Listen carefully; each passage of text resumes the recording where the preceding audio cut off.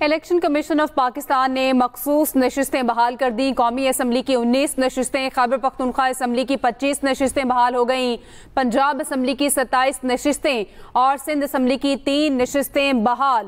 Election commission of Pakistan نے مخصوص نشستیں بحال کر دی۔ قومی اسمبلی کی 19 نشستیں، کے پی اسمبلی کی 25 نشستیں بحال ہو گئیں، پنجاب اسمبلی کی 27 نشستیں اور سندھ اسمبلی کی 3 نشستیں بحال ہو گئی ہیں۔ بات کرتے اپنی نمائندہ آمنہ علی ہمارے ساتھ ہیں۔ جی آمنہ۔ بالکل جی، آپ کو بتائیں کہ سپریم کورٹ کے فیصلے کے بعد الیکشن کمیشن کی جانب سے آج مخصوص نشستیں بحال کر دی گئی ہیں۔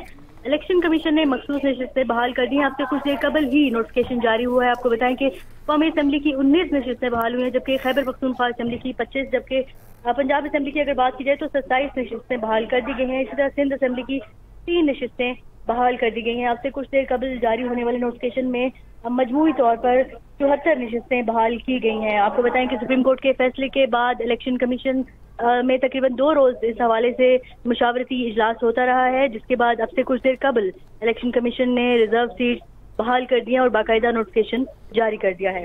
آمنہ، یہ بھی کہیے گا مخصوص نشستیں بحال کر دی گئی ہیں، کس پارٹی کو کتنی نشستیں ملی ہیں؟